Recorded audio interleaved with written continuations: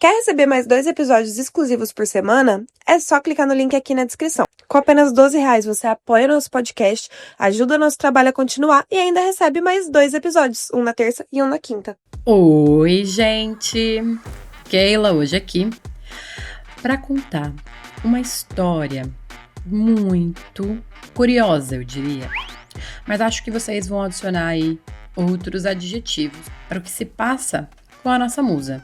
Eu acho que essa história pode ser gatilho para algumas pessoas, porque envolve perseguição, tá? Então, bora para a história que eu fiquei aqui de boca aberta.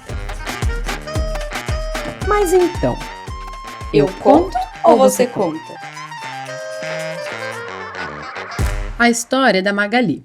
Há alguns anos atrás, a nossa musa se separou e era um casamento em que ela teve 3 filhos. Nessa época, ela tinha 30 anos de idade. Então ela estava ali no auge, entrando nessa fase de solteira recém-separada. Tamo junto, mulher. Quem não sabe, eu acabei de me separar também, era um casamento.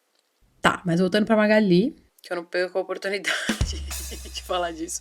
É aquela coisa, né? Você fica mal. Aí depois fica bem, você fica falando.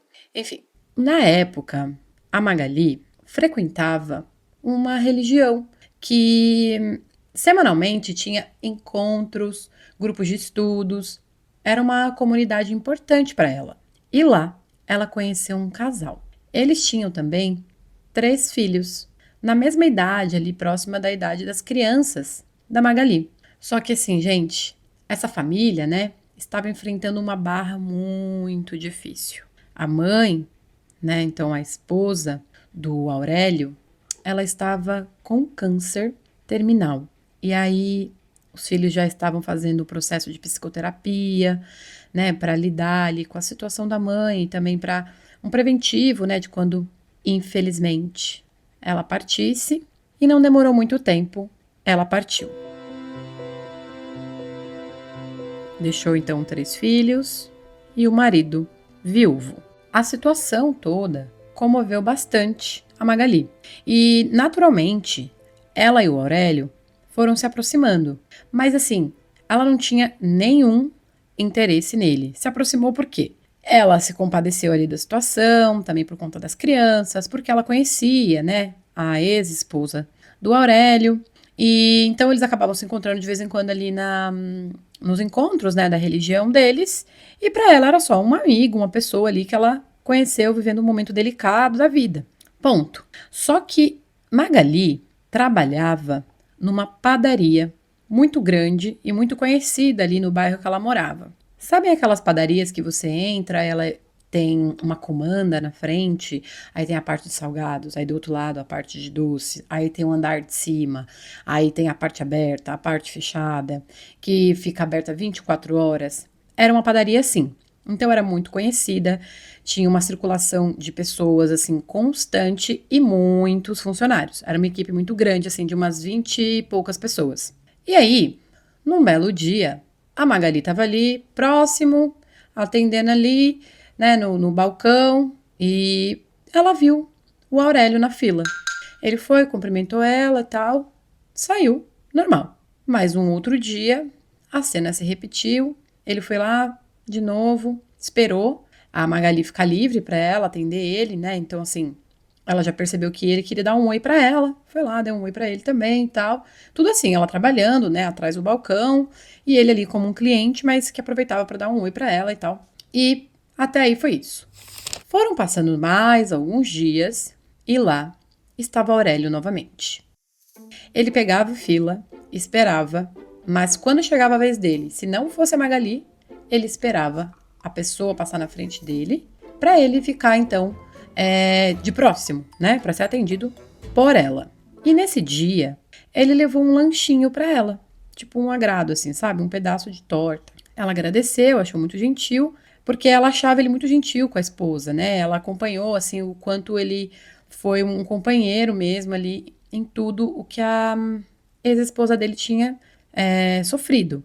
Então, para ela, ele era um cara legal só, ele era um cara, sabe essas pessoas mais passivas, mais quietinhas, que falam baixo, acima de qualquer suspeita. Esse era o Aurélio. Então, ela não viu nenhum problema nisso. Até que no dia seguinte, ele levou uma flor.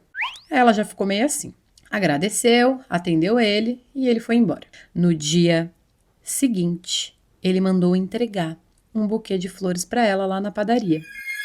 Ela ficou muito assustada, olhou aquilo e pensou: Nossa, ele deve estar entendendo errado. Alguma coisa eu vou ter que dizer para ele, porque ela tinha um total de 0 interesse nele ou qualquer coisa do tipo de receber agrados dele. Porque a Magali, ela é assim. Se ela tá afim, ela tá afim. Se ela não tá, ela é poucas. Voa, cara, voa! E tamo junto também. Eu amei, gente, a Magali. Ela mandou a história dela por áudio, né?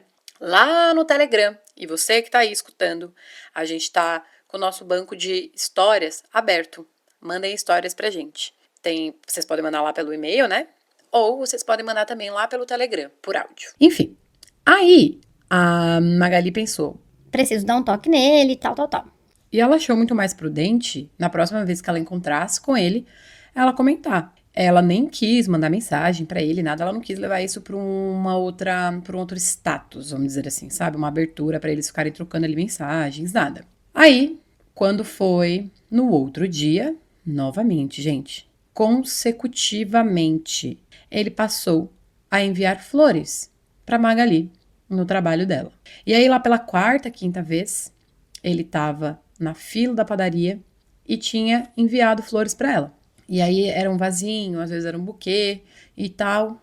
E aí ela saiu do balcão, foi lá fora onde ele estava e falou: Oi, então, agradeço, né, que você está me enviando essas flores. Não sei quais são as suas intenções, mas, independente delas, eu gostaria que você parasse de me enviar flores. E aí ele respondeu assim. Não, imagina. Eu estou enviando só como amigo mesmo. E aqui ela pisou. Pisou na resposta, né? Tem que ser mulher. Essa é mulher. Ela disse. Então, você manda flores para todas as suas amigas? E aí ele ficou meio... Ela... Então, por gentileza, eu gostaria que você parasse. Gente, eu falei pisou no meme, tá? Eu acho que ela foi muito assertiva na resposta dela.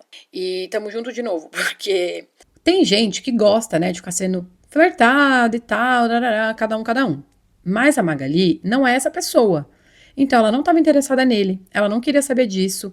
E nessa época já tinha passado ali, vamos dizer, os primeiros meses que ela tinha se separado. Então ela estava começando a ficar aberta a conhecer outras pessoas e tal. É que ela realmente não tinha nenhum interesse nele. Mas ela estava aí, aberta para a vida. Mas na conversa com ele, ela foi muito clara e usou todas as palavras. Eu quero que você pare de me enviar flores. E ela voltou ali pro balcão e foi trabalhar, achando que tinha resolvido. E olha só, gente, no dia seguinte, de novo, flores. E pior, um arranjo maior ainda. Nessa época, os amigos ali, os colegas, né, da Magali, que trabalhavam na padaria, tanto quem trabalhava no mesmo turno ou no turno depois, já sabia que estava acontecendo isso daí. Era um meme ali do momento. O pessoal começou a zoar, né, tipo, fazer chacota ali. E aí, Magali, recebendo flores, não sei o que lá, tal. E ela toda constrangida e dizendo que não sabia por que essa pessoa estava mandando flores para ela, que ela estava solteira, não sei o quê. Então, assim, foi um caos, foi uma exposição, foi muito desconfortável. E aí, nisso, ela mandou uma mensagem pra ele. Ó, fulano, você tá mandando flores, não sei o que, eu pedi pra você parar e tal. E aí ele falou assim, Vamos conversar, eu tô só mandando pra fazer seu dia feliz. sabe, algo do tipo assim, parecia que ele não tava entendendo, que ela tava falando pra ele parar. Ela não queria saber o motivo do que ele tava fazendo aquilo. Ela não queria receber flores dele. E aí, ele falou, Então vamos sair pra jantar. Ela disse, Não, vamos tomar um café e aí eu falo com você pessoalmente sobre isso. e lá foram os dois tomar esse café e conversar.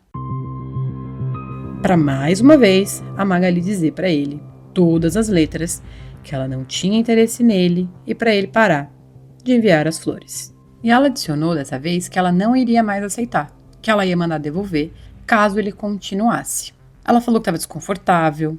E assim, gente, até aqui eu fiquei pensando, que cara sem noção, né, e tal. E aí vamos olhar o contexto que a Magali tava. Ele não era um completo estranho que foi lá, viu ela, né, tipo, na padaria e passou a ir cortejar ela.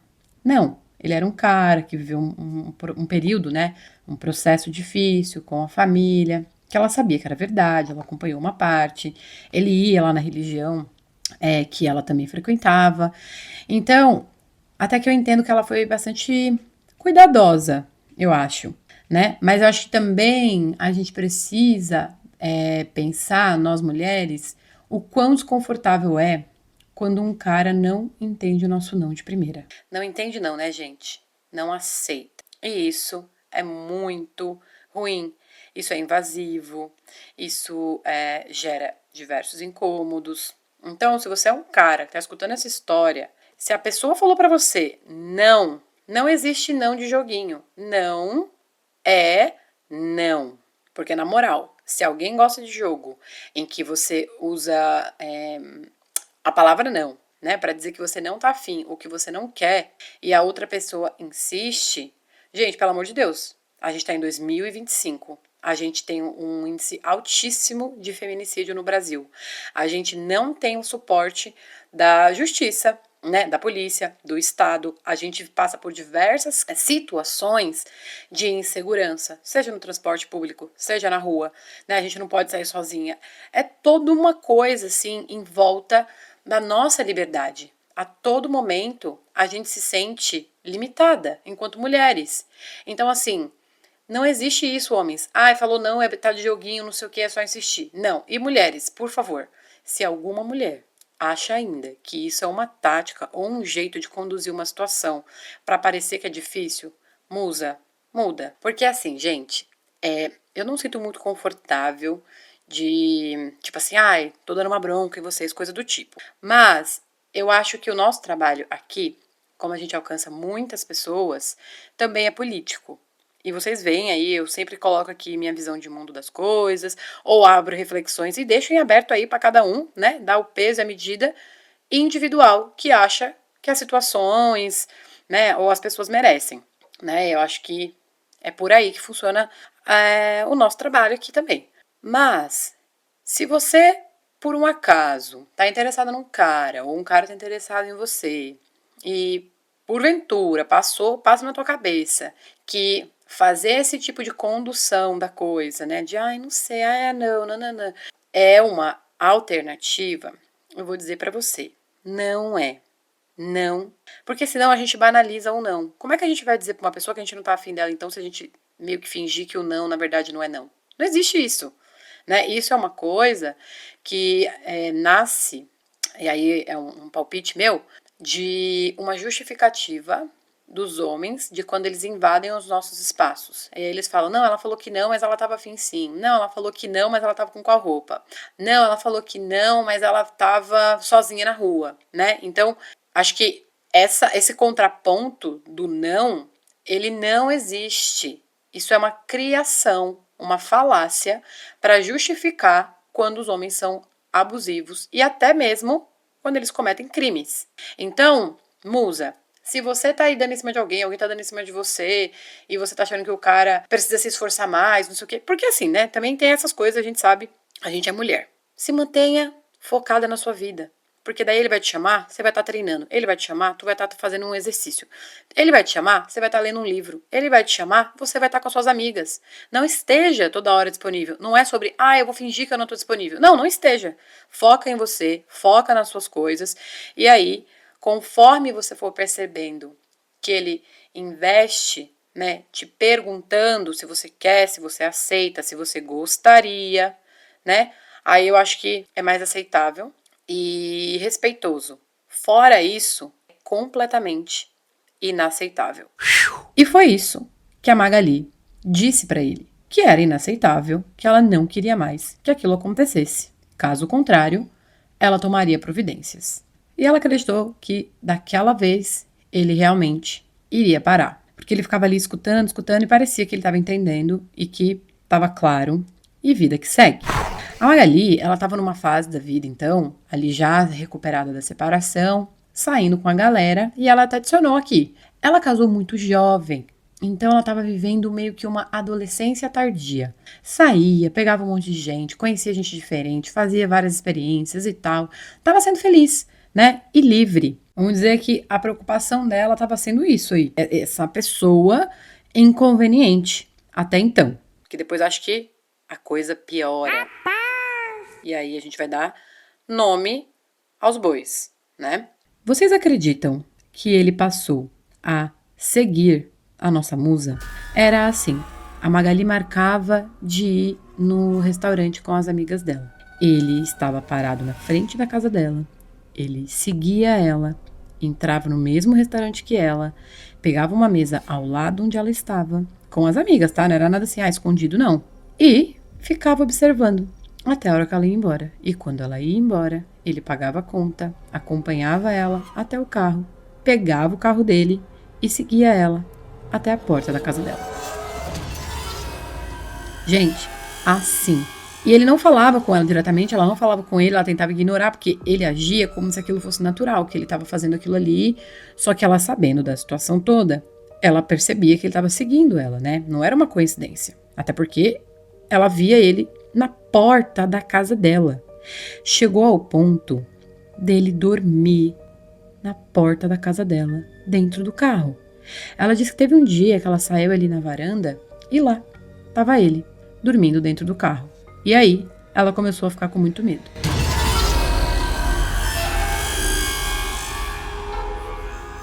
Eu, gente, já tô com medo aqui desde a segunda flor.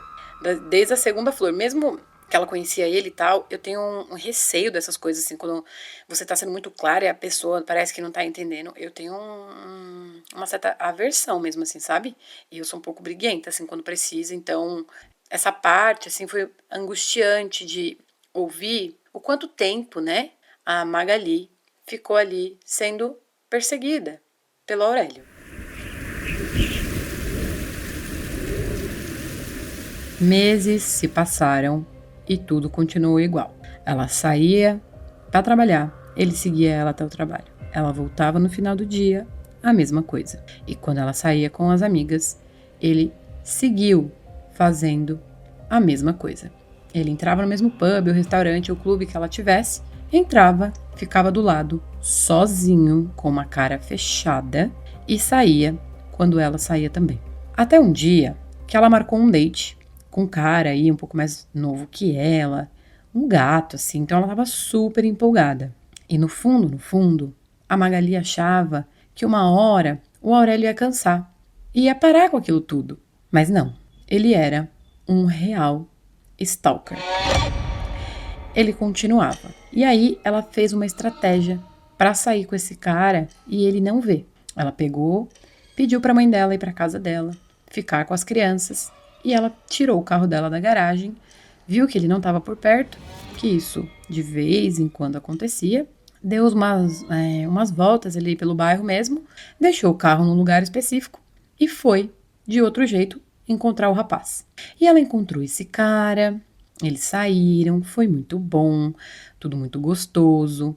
Foram para uma cidadezinha ali mais afastada, passaram ali a noite, para um motel, transaram e tudo, beleza, aconteceu. Ela voltou para casa, feliz da vida. No dia seguinte, ela foi trabalhar. E aqui, gente, é inacreditável o que aconteceu.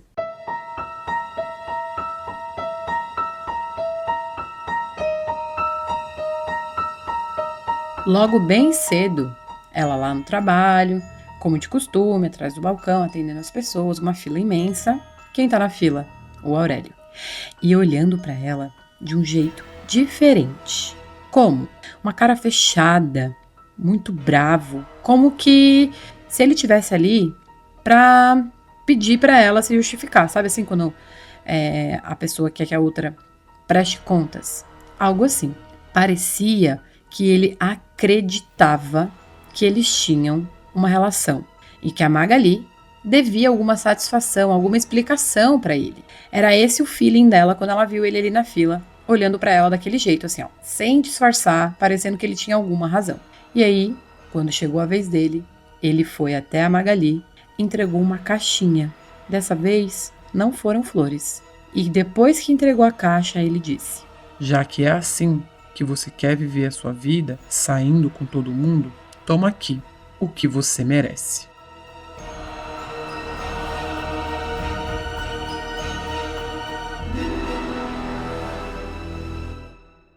A Magali ficou muito constrangida na frente de todo mundo, porque ele fez isso assim, sem falar baixo, sem disfarçar, sem nada. Então quem estava perto percebeu ali a tensão, o clima, como ele abordou ela. Ela ainda conseguiu não abrir a caixa naquele momento ali, na frente de todo mundo. Mas, quando ela conseguiu um espaço mais reservado, ela abriu. E o que tinha dentro da caixa? Um monte de pacote de preservativo. Ele deu para ela uma caixa de camisinha. Para Magali, esse foi o limite. No mesmo dia, ela se dirigiu até a delegacia da mulher e prestou uma queixa. E na queixa dela, ela contou tudo o que estava acontecendo e desde quando tinha começado. Gente, já fazia 1 ano que o Aurélio perseguia a Magali no trabalho, na casa, na rua, no lazer, nos encontros, tudo. Ele estava perturbando a vida da nossa musa. A pessoa que atendeu a Magali foi muito gentil, foi uma mulher também, e disse que tomaria providências. Então, vou chamar aqui ela de delegada. A delegada chamou o Aurélio e disse para ele que ele não podia fazer aquilo, que ele precisava parar, porque a partir daquele momento ele estava recebendo o aviso da justiça de que ele não poderia se aproximar dela a um determinado espaço de distância. Ele não podia se aproximar dos lugares que ela estivesse até ir lá e falar com ela, por exemplo. E vocês acham que adiantou? Não, gente. Simplesmente ele descumpria e ele continuou seguindo a Magali. Como? Virtualmente. Ela trocava de telefone, ele conseguia o número dela com alguém. Porque como ele tinha esse perfil mais bonzinho, passivo, as pessoas não desconfiavam dele, sabe? E aí, ele começou a mandar e-mails para nossa musa. Coisas do tipo assim: Não adianta você tentar me afastar, você está condenada. Eu vou te achar, eu não vou sair da sua vida, não vou deixar você em paz. Gente, ele estava completamente fora da realidade e aqui eu vou dizer isso sem preocupação, porque a gente consegue perceber, né? Quando se trata de uma pessoa cometendo um crime, né? Sendo invasiva, violenta, e quando é uma pessoa que ela já rompeu além dessa barreira e ela tá vivendo uma realidade paralela, né? Então, esse moço aqui, ele precisava de uma intervenção também de saúde, né? Ele precisava investigar o que estava acontecendo na cabeça dele, porque ele criou toda uma história, uma situação, e ele colocou a vida dele nisso. Às vezes, ele mandava mensagem pra ela dizendo assim, quando ele não encontrava ela, tá? Ele mandava assim: Onde que você tá? Pelo amor de Deus, eu já gastei um tanque de gasolina rodando a cidade, o bairro atrás de você e não te achei. Quando ela conseguia ali dar umas escapadas dele. Vocês acreditam nisso? Eu fiquei perplexa com essa história. Perplexa, porque dá muito medo. Imagina, você tá lá vivendo a sua vida e tem uma pessoa que fica te perseguindo, que entra nos mesmos lugares que você, que tá na porta da sua casa. Magali, eu sinto muito, muito mesmo, por todas as situações, todos os momentos que você passou se sentindo perseguida por esse cara. Algum tempo depois, ela conseguiu se livrar dele. E não foi porque ele respeitou os limites que ela colocou, não. Ou o da justiça. Ele simplesmente encontrou uma namorada. A Magali acredita que foi até a força ali das orações dela, de tanto que ela pediu para que esse homem saísse da vida dela. E ele começou a namorar uma outra moça. Depois de um tempo, a Magali até ficava se questionando. Será que essa moça tá sofrendo na mão dele? Como será que tá sendo isso, né, e tal? Ela ainda ficava preocupada. Mas ela teve paz por uns 3 anos, enquanto ele esteve com a nova namorada. Até que um dia ela conduzia um dos grupos de estudos lá da religião que ela continuava frequentando. E aí tinha umas pessoas novas e tal, e uma pessoa chegou nela e Falou, olha, um cara entrou em contato aqui com a gente porque ele quer participar do seu grupo de estudos. E quem era, gente? O Aurélio. Ela disse para a pessoa toda a história. Falou para a pessoa avisar ele que se ele se aproximasse dela mais uma vez, fosse ali ou em qualquer outro lugar, ela tomaria as providências. E aí, depois disso, ela não soube mais notícias dele, indo atrás dela. Essa história tem 10 anos que aconteceu. E até hoje, ele está lá, perto da casa da Magali, vendo ela sair, vendo ela voltar. De vez em quando ele tá mais, de vez em quando ele tá menos. Vocês acreditam nisso? Virou uma fixação a Magali pro Aurélio. E eu fiquei bem preocupada com essa história, porque parece que você, Magali, compreendeu que ele deve ser uma pessoa com alguma questão, né? Vamos pensar em uma questão psíquica, uma obsessão, né, uma fantasia, uma pessoa até que rompeu com a realidade mesmo, um surtado, porque me chamou a atenção a esposa dele ter morrido e ele te enviar flores, e algumas flores, a Magali contou, que eram tão grandes que parecia coroa de flores que a gente manda no cemitério, sabe? Então, eu acho que ter perdido a esposa mexeu aí com alguma coisa desse cara que ele não recuperou mais. Isso significa que isso é justificável? Não. Significa que a Magali está segura? Também acho que não. Porque eu acho que deve ser muito desconfortável conviver com isso. Musa, daqui eu quero desejar um abraço em você, que você tenha paz e que encontre uma forma de tirar esse cara do seu campo de visão, de perto de você. Não sei, eu realmente não sei, assim, gente. O que vocês acham? A Magali precisa fazer mais alguma coisa? Aqui do que eu sei, do que eu pensei nisso, né? Eu acho que ele tem uma questão aí psiquiátrica mesmo. Precisa de alguém da família intervir, ajudar, tirar esse cara daí. Judicialmente falando, né? Ela já fez tudo o que precisava fazer. Ela convive agora com esse cara, né? Vou deixar pra lá o que eu pensei aqui. Vou ficar com a história até aqui. Espero que se tiver algum desfecho, Magali, você envie pra gente. E vocês, gente, interajam com a Magali, quem tiver alguma ideia do que ela pode fazer, ou quiser, sei lá, compartilhar a opinião de como essa história chegou até você, vem conversar com a gente lá no Telegram. Um beijo e até a próxima história. Oi, gente, tudo bem? É Carol, editora do podcast aqui, e vim fazer um adendo. Muitas vezes eu só ouço as histórias quando eu vou pegar pra editar. Como, infelizmente, podcast ainda não é a minha função principal e nem das meninas, às vezes a gente não consegue, por conflito de agenda, eu não consigo acompanhar os e-mails e o desenvolvimento das histórias, então eu só consigo escutar quando eu vou editar mesmo, que foi o caso dessa aqui. E escutando, eu lembrei muito de um episódio de um podcast muito bom aqui do Spotify que eu ouvi e eu vou recomendar pra vocês. É o episódio número 115 do Café com um Crime. Eu amo True Crime, eu adoro podcast de True Crime. Nesse episódio, a Esté, que é a podcaster, ela entrevista a Lívia, que foi uma mulher que foi perseguida por 8 anos por um stalker.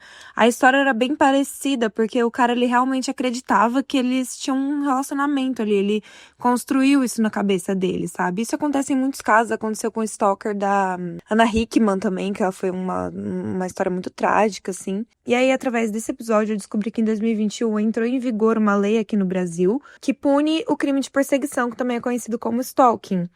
Então, essa história fez muito sentido pra mim quando a Keila falou que ela aconteceu há 10 anos, porque aí eu entendo a delegada ela não ter conseguido fazer muita coisa, mas se ela fosse um pouco mais recente, já tem essa lei que cobriria um pouco mais, daria um pouco mais de suporte pra Magali, né, lidar com isso. Inclusive, se esse cara estando perto ainda for uma situação que deixa ela coagida, que deixa você coagida, Magali, eu acho que você pode usar essa lei a seu favor agora. Enfim, é uma informação muito importante que nem todo mundo sabe aqui no Brasil. Mas esse não vai ser o único adendo não, tá? Pela primeira vez na história desse podcast, a gente vai ter aqui a opinião de um ouvinte. Vamos ouvir o que o Fernando tem a dizer pra gente. Oi, aqui é o Fernando, ouvinte do podcast. E não é a primeira vez que eu ouço histórias de violação contra a mulher. E eu, enquanto homem hétero, gostaria de deixar minha opinião de que doido pra mim é quem rasga dinheiro. ouvindo essa história, eu entendi que tudo que esse cara fez foi tudo muito bem planejado para ele não sofrer consequências das atitudes que ele está tomando. E tudo que ele vem fazendo é criminoso a partir do momento que ele ouve. Ele não, todos nós, homens, ouvimos o não de uma mulher, cabe a gente aceitar, respeitar e não insistir através de outras abordagens, seja ela por mensagem, presentes, redes sociais ou qualquer outro tipo de contato. É nossa obrigação aceitar a posição da mulher. Essa é a minha opinião. Obrigado, meninas, pelo espaço e parabéns pelo podcast, que além de um entretenimento ótimo, é uma ótima prestação de serviço para a sociedade. Após o sinal, diga seu nome e a cidade de onde está falando. Se você tem uma história e quer que a gente conte ela aqui anonimamente, manda pra gente no escreveseuconto@gmail.com. e até a próxima!